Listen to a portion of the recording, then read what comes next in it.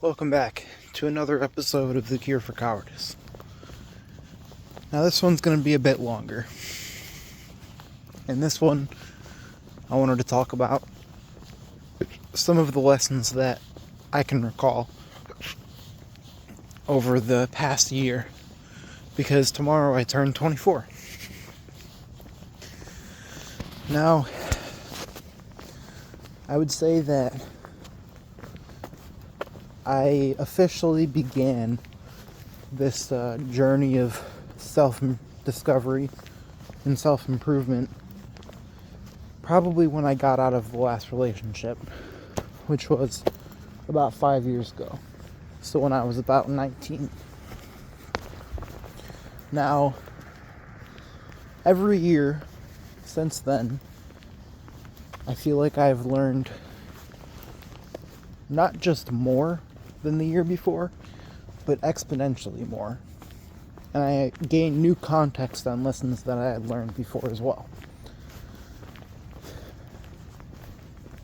I think if I had to start somewhere for what I learned over the past year, it would be that there's not any one way to success. And in fact, any way can lead to success, because it's not the way that will guarantee it. It's the consistency in that way. You could do any number of things and it will lead to what you are trying to accomplish if you just don't quit. If you just keep pushing, sooner or later something will give. And a very profound realization that I had this year is throughout my entire life, in almost every single thing that I've ever tried, I quit too early.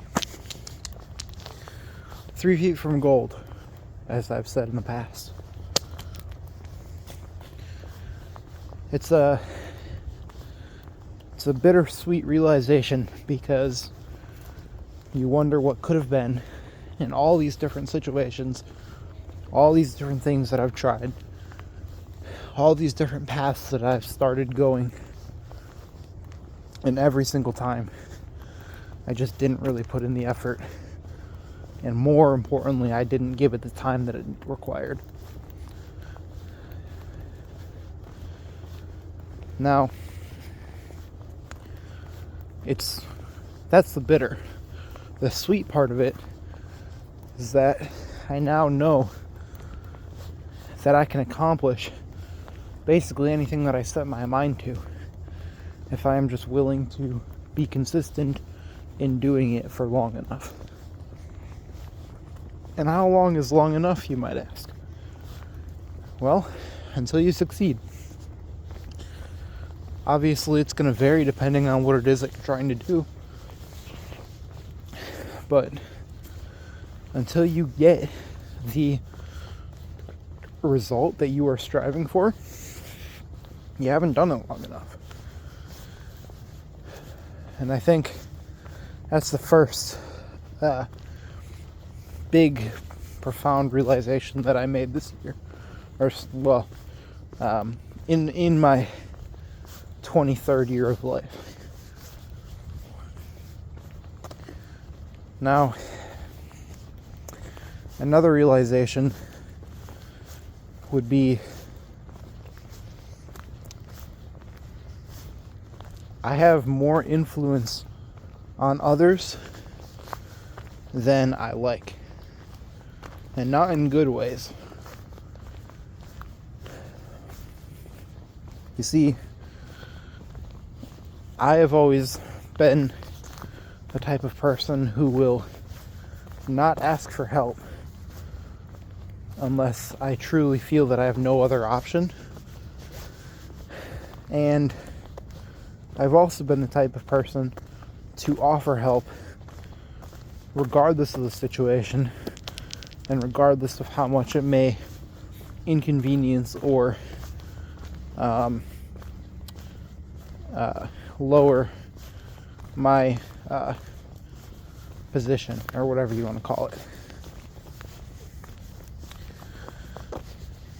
What I didn't realize was that people who are very close to me care about me and my opinions, and especially my opinions of them, more than I would have ever guessed. And that's the thing is,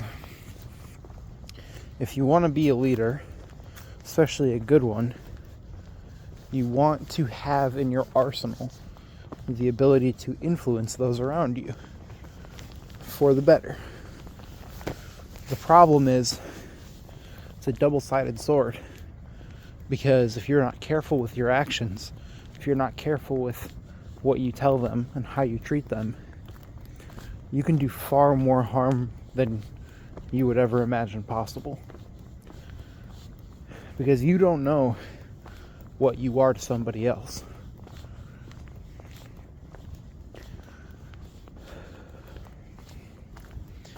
I hurt a lot of people in my 23rd year of life, and none of it I'm proud of. And all of it, or at the very least most of it, could have been avoided had I actually realized how much effect I have on others in my life.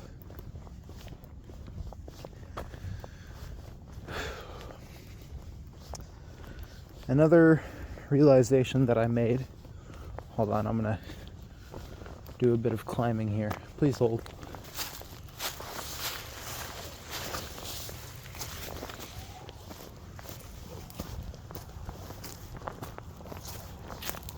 Ruh-roh. They're going after somebody.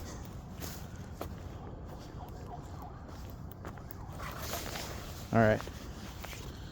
I'm going down a hill. If I fall, you're falling with me.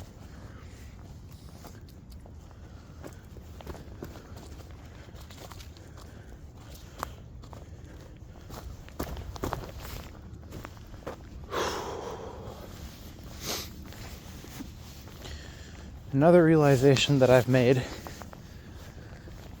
is that you would be amazed at what you can accomplish with direct communication. Now, the specific example that came to mind was one of the things that I did in my 23rd year is I tried my hand at starting a business with my two best friends. And I don't really know much about business even now, after spending all this time trying to learn. But I do know that I needed to offer some kind of product or service in exchange for money. And being that since I was 18, all that I've done is sales, I thought, let's start a sales company where we do outsource sales, deliver customers, get paid a commission, and it'll be like we are sales reps for all of our clients with all of the benefits and none of the downside. Seems pretty straightforward, pretty simple, right?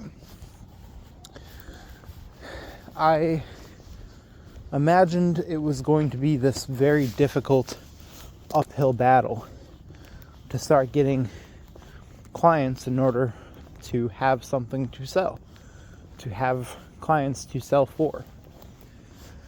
Turns out that was the easy part. Because when I would call up a company and I would say, hey, can I talk to the owner? I have a business opportunity for them. I would say 70-80% of the time they would put me through to the owner if it wasn't the owner that answered, because I was calling small businesses. And then I would say, hey, I am a new company. We do sales as a service. If we send you a customer, would you be willing to pay us a commission? And what may be of little surprise to you, but was of massive surprise to me at the time, almost all of them said yes. And all that is direct communication. All I did was say, hey, I am willing to do this in exchange for this. Interested? Question mark. It was straightforward. There was no frills for the most part. It was just a direct offer. And it was a good offer, so they would take me up on it. And that brings me to my next lesson that I can think of, which is to only guarantee what you are absolutely 100% positive you can deliver. Now, there's a world of difference between 90%, 95%, 99%, and 100% confidence. And I would say that for most of these, I wasn't even at 90%. But I had a good offer, and so they would take me up on it.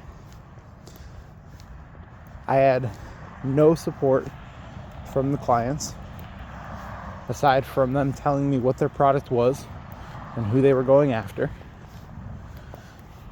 And I would go out and start trying to get them sales, and lo and behold, shit wasn't that easy.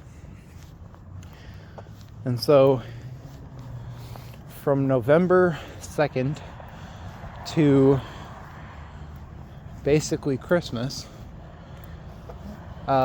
maybe it was October, I would have to look, but basically every day, I think it was November, so basically every day for like 2 months straight, I would try and get customers and sales for these companies. The problem was, not only had I never sold the product or service that they offered, I didn't even know where the fuck to begin. And so I would use what tools I had at my disposal. I would try and learn whatever I could that would help me succeed. And unfortunately, I could not get a single sale for a single customer. And I still view it as one of my greatest defeats. Because sure, while I was still learning, these customers that we were selling for had confidence in me. Because I was confident in myself. But I was not 100% confident because I had no reason to be 100% confident. I had no evidence. It reminds me of a quote. I don't know where he got it, but I heard it from Alex Hormozy, where he says, boys are confident, men are certain. And it's very powerful because there's a world of difference between confidence and certainty. I may be confident that I can do something, but if I am not certain, I have no business promising it. I have no business even attempting it if me failing could harm somebody else. And here I was trying to start a business. I would get a client, get them to agree to let me to sell their thing. I would go out, I would build a big list of potential customers of other businesses for that thing, and I would cold call them, and I would try to sell the thing, and I wouldn't be able to do it, and I would give it days or weeks, and when I wasn't making any progress on it, and I felt the pressure, not just from the clients, but also my own bills and my best friend's bills who quit their jobs to start this thing with me. By the way, we had no backup plan. We had no safety net. We had no savings. We had no money put away.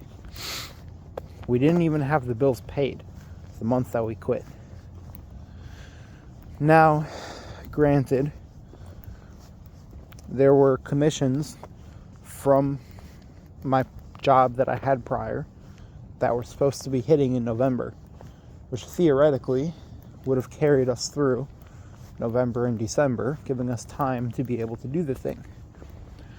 Unfortunately, because I pissed off the company when I quit, they held those commissions for 8 months and charged back everything that they could possibly throw at it. And by the time that I finally got what I was due, it was probably about 20-30% of what I was actually due. And they didn't save the records to find out what I was actually due. And because I was an idiot, neither did I. But that's why this video is talking about lessons learned, not victories. So that was the major lesson, which is to not guarantee something to others, especially to loved ones, and most especially to myself, unless I was certain that I could do it. And the only way to be certain that you can do something is to have done it before so many times that it would be statistically near impossible for you to fail at doing it again.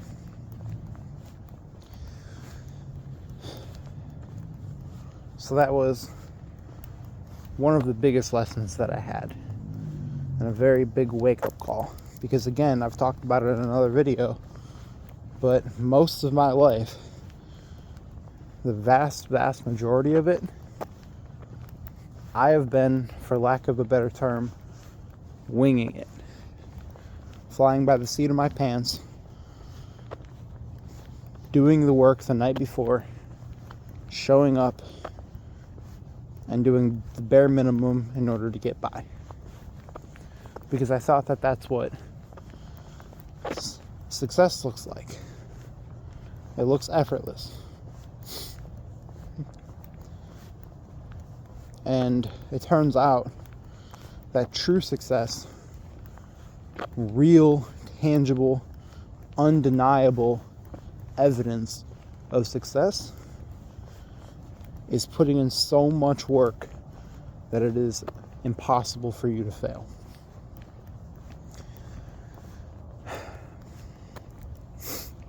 And so that was a pretty major lesson that I learned. And I'm thinking about other lessons. I learned that this was actually very recently. I learned that the goal that I thought that I had in mind was not actually what I wanted. And that goal was to create some super massive business that paid me so much money that I wouldn't have to worry about anything, and that I was going to continue to pursue that thing, to just try and be the very best. And in reality, what I want is to have security for myself and my loved ones beyond any shadow of a doubt.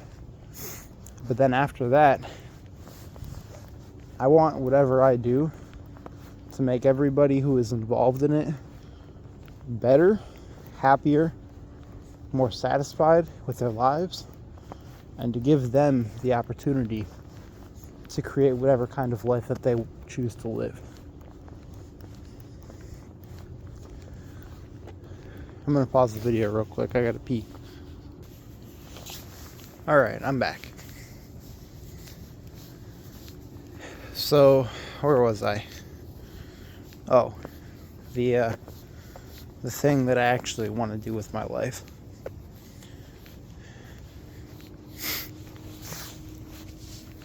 I think I pretty much covered it with what I was just saying, but to sum it up, I have decided that for my own life, becoming a billionaire or zillionaire or whatever-inaire is not worth it, and that going after the highest possible amount of numbers in an account somewhere, on a screen somewhere, is just not a good enough reason to sacrifice the best years of my life pursuing it. So that was a lesson that I learned recently.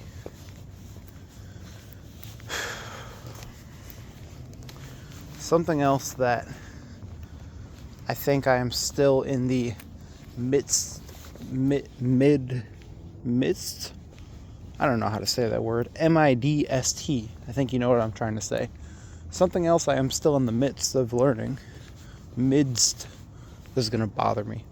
Anyways, something I am still learning is, I talked before about how much my actions affect others and how much they care about my opinions and input and that sort of thing. But I am caught between two paradigms right now. I don't know if that's the right word, but one is where, because I have not achieved what I set out to achieve yet, and because everybody is on their own paths in life, and because when somebody gives me advice, oftentimes it doesn't just do me no good, because it is something that in many cases I've already considered and decided against, but many times it actually annoys me because I don't mind listening and hearing them out. What I mind is them getting upset because I don't agree with them, or because I don't accept their advice as the gospel, so to speak, as the true reality and best course of action for my situation. And then they get upset because to them it's like I'm just taking their advice and throwing it out the window. And then to me it's like, who the fuck are you to tell me how to live my life? We all have to live our lives. Let me live mine how I deem best to do so. And if your advice is valid and valuable, then I will take that. And if it is not, thank you for sharing your opinion. But that's all that is an opinion. So anyway, that is one paradigm. And because of that paradigm, I chose relatively recently to stop giving input on things, to stop giving advice. When somebody would tell me an idea, a belief, I would more or less just go, oh, okay. And this isn't just something that they are telling me to try and influence me, but this is something that they're bringing up about their own lives, about their own decisions, about their own reasoning, about their own plans. And where I used to look at these things and go, I like it, but have you considered X, Y, and Z? And insert my own twist, my own spin. That almost never worked out, because not only would they not listen, but then they would push back, because none of us like being told what to do, is what it comes down to. And it's their life, and who the fuck am I to tell them how to live it? So that is one paradigm where more or less I stopped giving my 2 cents on situations, unless somebody specifically goes out of their way and says, what do you think about this? In which case I would tread very carefully, and I would only share what I believe to be the most valuable parts of my insight.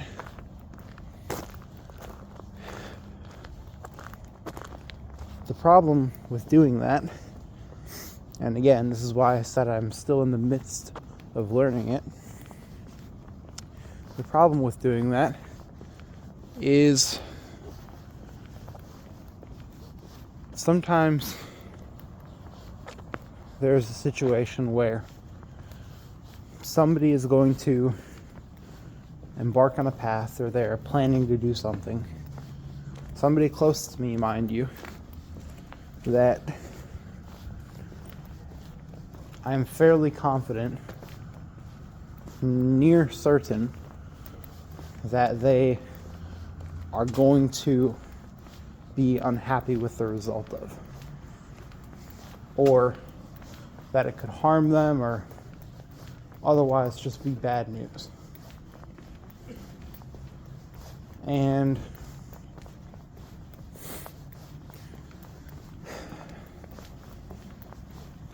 so now I'm in this situation where it's like, if I don't take my own advice, if I don't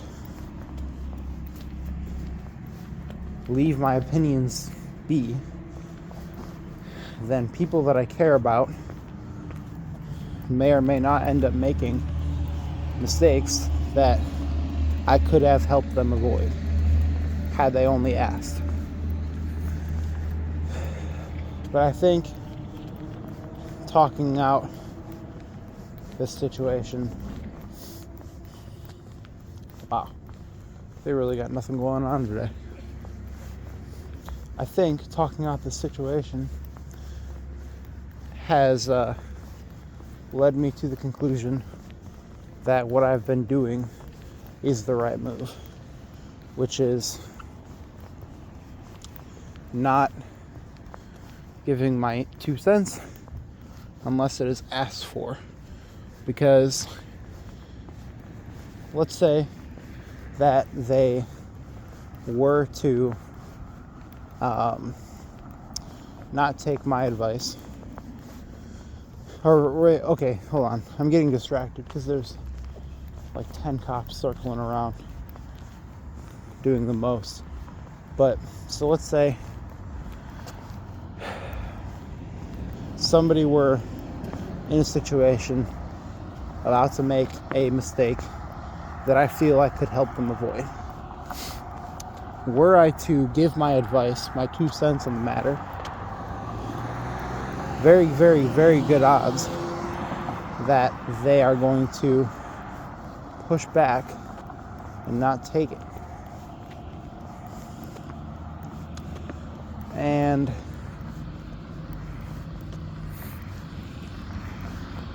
this guy's about to get pulled over. But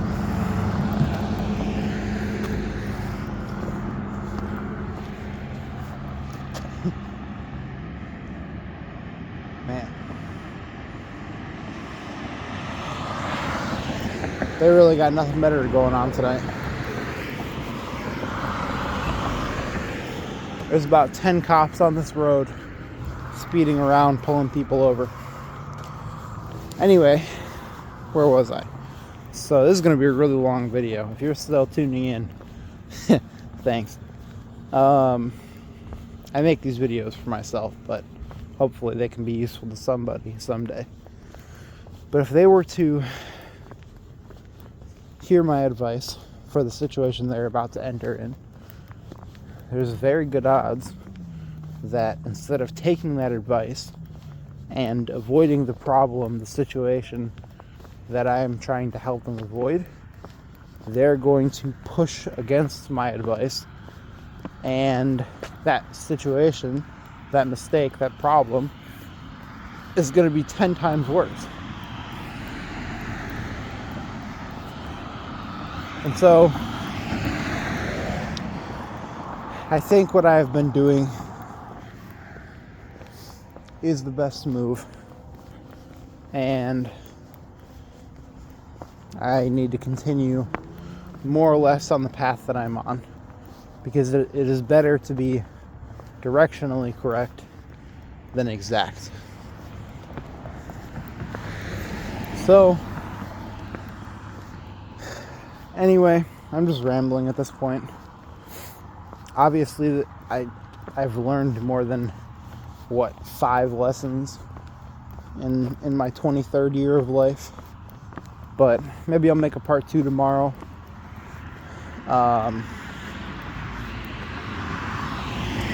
It's my birthday tomorrow. That's crazy. It only comes once a year, so it always catches me off guard.